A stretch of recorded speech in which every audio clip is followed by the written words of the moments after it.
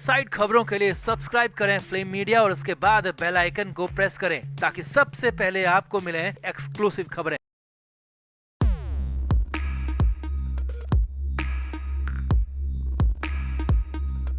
बॉलीवुड में रग की जड़ें कितनी गहरी हैं, कितने अंदर तक रग का धंधा घुसा हुआ है, ये सब कुछ सुशांत सिंह राजपूत के जाने के बाद धीरे धीरे सामने आया। एनसीबी ने एक के बाद एक कई पर्दाफाश किए, कई लोगों को अरेस्ट किया, कई से पूछताछ हुई और अब सेकंड फेज में एक बार फिर से एक्शन होने लगा है। पहले एफएसएल अहमदाबाद की रिपोर्ट आई और 2 हीरोइन पूरी तरह से फंस गई, तो अब मामला ईडी के पास भी पहुंच गया है और ईडी ने रकुल प्रीत सिंह, जी हां, रकुल समेत 5 को समन भेजा है। पूरे 11 नाम है और इनको बुलावा भेजा है। इनके लिए तारीख भी तय है क्योंकि आरोप है कि 30 लाख में पूरा खेल किया गया। तो क्या है पूरा मामला, कैसे ईडी करने जा रहा है बड़ा एक्शन, सब आपको बताते हैं। आप इस वीडियो को शेयर करें और कमेंट करके अपनी राय जरूर दें।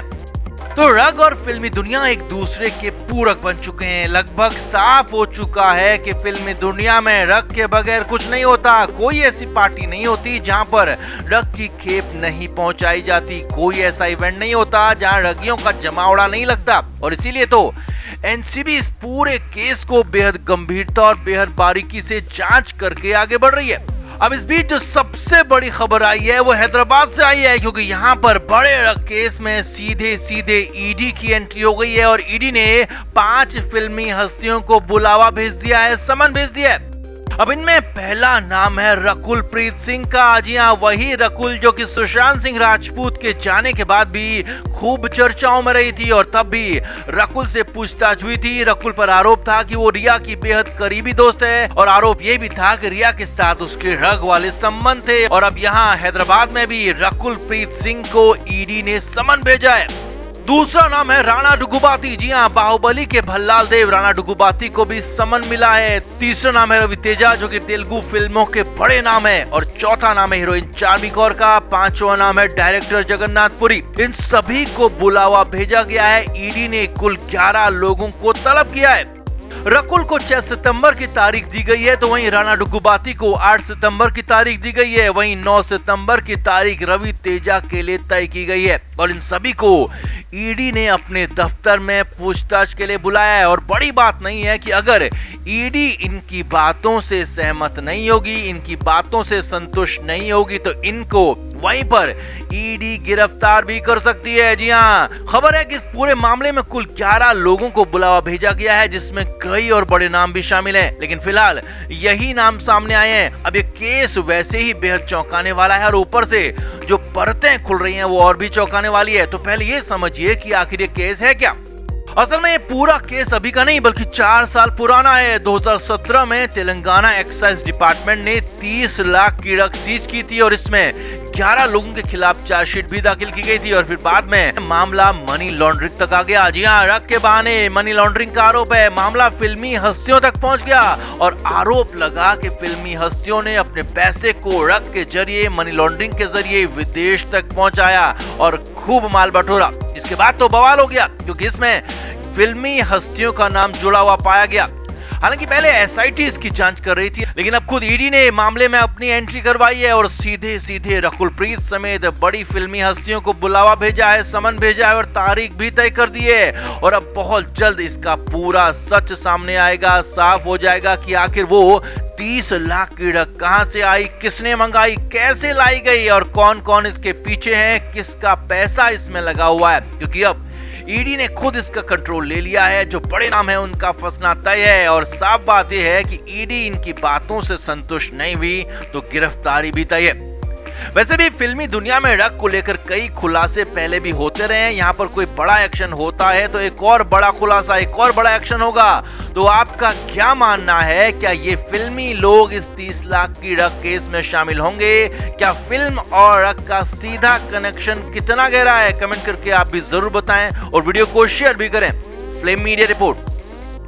तो करीब साल भर पहले बॉलीवुड और सैंडलवुड में ड्रग को लेकर खासा बवाल हुआ था और सुशांत सिंह राजपूत के जाने के बाद तो एनसीबी ने ताबड़तोड़ एक्शन भी किए थे। रिया चक्रवर्ती के साथ उसके भाई शौविक को गिरफ्तार किया गया था। तो सारा अली खान, दीपिका पादुकोण, रकुल प्रीत और श्रद्धा कपूर जैसी कई हीरोइन से पूछताछ हुई थी। इन सभी के सैंपल तक लिए गए थे, इनके फोन जब्त किए गए थे, लैपटॉप जब्त कर लिए गए थे। और अब एक साल बाद, जी हाँ, एक साल बाद एफएसएल अहमदाबाद ने इनकी जांच रिपोर्ट भेजी है। सैंपल की रिपोर्ट्स आना शुरू हो गई है और रिपोर्ट के बाद एक बार फिर से इनका मुश्किल में आना तय है, जेल जाना तय है, क्योंकि इस बार जो तकनीक, जो टेक्नोलॉजी इस्तेमाल की गई है वो एक साल बाद भी बता सकती है कि किसने रख ली है, किसने रख नहीं ली। वो तकनीक भी आपको बताएंगे, कैसे इसका खुलासा वो भी बताएंगे, कौन कौन जेल जाने वाला है, सब कुछ बताएंगे। लेकिन पहले ये देखिए कि अभी का पूरा अपडेट आखिर क्या है। तो असल में सबसे पहले एफएसएल की जो रिपोर्ट आई है वो है बेंगलुरु बेस्ड दो हीरोइन संजना गलरानी और रागिनी द्विवेदी की। एफएसएल ने रिपोर्ट दी है कि ये दोनों ही हीरोइन ड्रग लेती थी और जमकर ड्रग का इस्तेमाल करती थी। पहले इनकी यूरिन और ब्लड के सैंपल को जांच के लिए भेजा गया था, जिसमें एफएसएल को कुछ नहीं मिला, क्योंकि ब्लड और यूरिन की रिपोर्ट 24 से 48 घंटे के भीतर ही आ पाती है और इसीलिए रिपोर्ट खारिज हो गई थी। लेकिन उसके बाद इनके बाल और नाखूनों को जांच के लिए भेजा गया। जी हाँ, यही वो तकनीक है जिसमें एक साल बाद भी ड्रग का पता लग जाता है। इस टेस्ट को हेयर फॉलिकल टेस्ट या फिर हेयर ड्रग टेस्ट कहा जाता है। और जब संजना और रागिनी का हेयर फॉलिकल टेस्ट कराया गया तो साफ साफ पता चल गया कि इन दोनों ने न सिर्फ ड्रग ली बल्कि जमकर इसका इस्तेमाल कर रही थी। और एफएसएल की रिपोर्ट ने इसकी पुष्टि कर दी है, ड्रग लेने की रिपोर्ट दे दी है। अब इसके बाद इनकी इस रिपोर्ट को एफआईआर की कॉपी में भी ऐड किया जा रहा है, जिसके बाद हड़कंप मच गया, क्योंकि ये दोनों ही हीरोइन फिलहाल जमानत पर हैं। एक को दिसंबर में तो दूसरी को जनवरी 2021 में जमानत मिली थी। और अब बड़ी खबर यह है कि इनकी जमानत भी जल्द ही रद्द होने वाली है और दोनों को जल्द से जल्द सरेंडर करना होगा। और अगर सरेंडर नहीं किया तो एक बार फिर से इनके खिलाफ वारंट जारी करके अरेस्टिंग इनकी हो सकती है। अब संजना और रागिनी के बाद इधर रिया और उसकी पूरी गैंग की भी हालत खराब हो गई है, क्योंकि साल भर पहले ही रिया के साथ साथ दीपिका, सारा, श्रद्धा और रकुल के भी सैंपल लिए गए थे और इनकी भी जांच पहले ब्लड और यूरिन के आधार पर ही की गई थी। लेकिन उसकी रिपोर्ट नेगेटिव आनी तय थी, क्योंकि वो तो 48 घंटे या फिर ज्यादा से ज्यादा 72 घंटे तक ही साफ और सच्ची रिपोर्ट आ सकती है। मगर यहाँ तो हेयर फॉलिकल टेस्ट यानी कि लहराते बालों के टेस्ट ने इनकी भी नींद उड़ा दी है। खबर है कि एफएसएल अहमदाबाद बहुत जल्द इनकी भी टेस्ट रिपोर्ट देने वाला है और इन सभी ने ड्रग ली होगी तो तय है कि इनका भी टेस्ट रिपोर्ट में नाम पॉजिटिव ही आएगा। सुशांत को लेकर जो कुछ झूठ इन्होंने बोला है, जो जो झूठी बातें कही हैं, जो ड्रग को लेकर झूठ सबके सामने रखा है, उसका भी पूरा पूरा पर्दाफाश हो जाएगा। अब सबसे बड़ी बात यह है कि रिया चक्रवर्ती खुद के ड्रग लेने से इनकार करती रही है। यही नहीं, सारा, दीपिका, श्रद्धा और रकुल ने भी ड्रग लेने से हमेशा इनकार ही किया, क्योंकि इनको भी पता था कि 48 घंटे बाद इनकी रिपोर्ट नेगेटिव ही आएगी और इसीलिए झूठ बोलने से कोई फर्क नहीं पड़ेगा। लेकिन अब बालों से होने वाले हेयर फॉलिकल टेस्ट के बाद इनकी भी पोल खुलना तय है, जिसके बाद सुशांत सिंह राजपूत के केस में भी बहुत बड़ा एक्शन हो सकता है और ये लोग सभी अगर दोषी पाए जाते हैं तो इनकी भी गिरफ्तारी होगी। रिया चक्रवर्ती जो कि अपने भाई के साथ जमानत पर है, मौज काट रही है, उसकी जमानत भी रद्द होगी और एक बार फिर से सलाखों के पीछे जाना तय हो जाएगा। और अब की बार बचना मुश्किल नहीं बल्कि नामुमकिन होगा, क्योंकि एफएसएल ने जो तकनीक डगियों की जांच के लिए निकाली है, जो तकनीक खोजी है, जो बालों के जरिए एक साल बाद भी इनके पापों का पर्दाफाश करती है, उसके बाद तो बॉलीवुड के साथ साथ सैंडलवुड में हड़कंप मचा हुआ है, बवाल मचा हुआ है। तो कुल मिलाकर बॉलीवुड के रगी गैंग की उल्टी गिनती शुरू हो गई है।